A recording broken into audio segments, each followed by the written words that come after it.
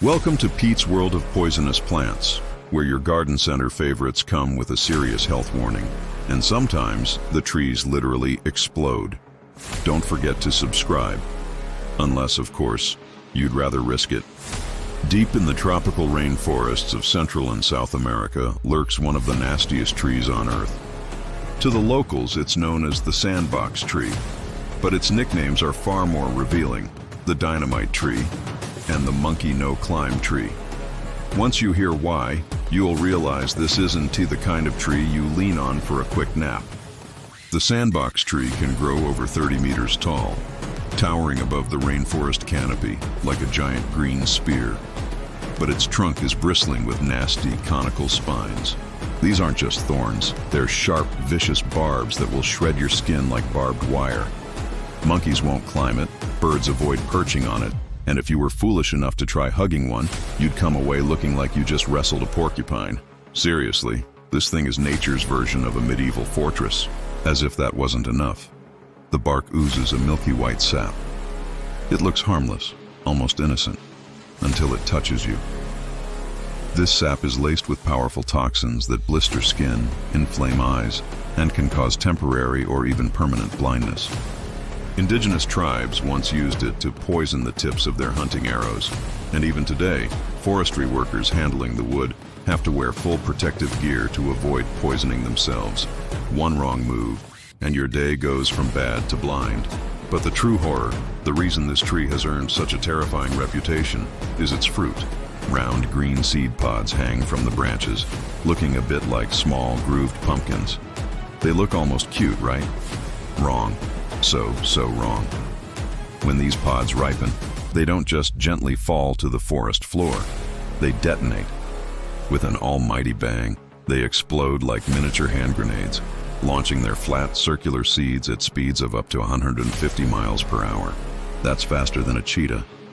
That's the same velocity as a car speeding down the motorway.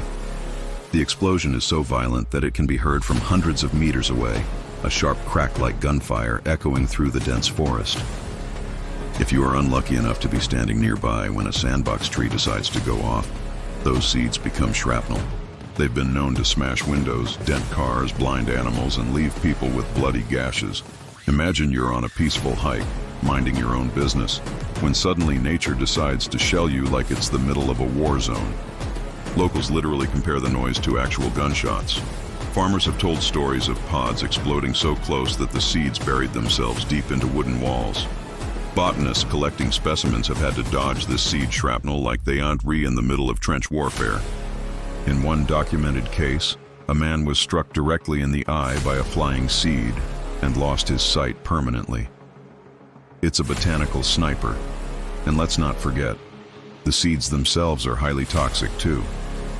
They contain a cocktail of nasty compounds that cause severe stomach cramps, violent vomiting, and in higher doses, can be fatal. Not that you'd want to eat something that was just hurled at you like a bullet, but just in case you were tempted, don't. This plant is so notorious that it's inspired myths and dark humor all across the Americas. Some legends say the devil himself planted it, creating a tree armed with spikes, poison, and explosives. And honestly, it really does sound like something cooked up by a cartoon supervillain. Think about it. A tree you can't climb, can't touch, and can't even stand near without risking being blasted in the face. Nature didn't just make this tree dangerous, it made it vindictive.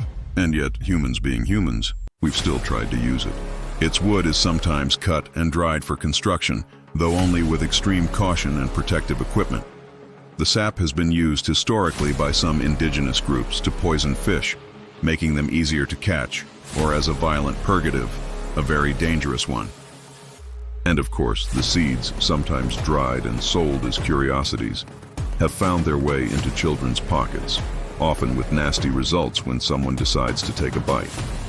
So next time you recursing the nettles in your garden or moaning about rhubarb leaves being toxic, just be glad you don't have a 30-meter tall explosive porcupine tree sitting by your back fence. The sandbox tree is armed with spines that cut, sap that blinds, and seeds that explode.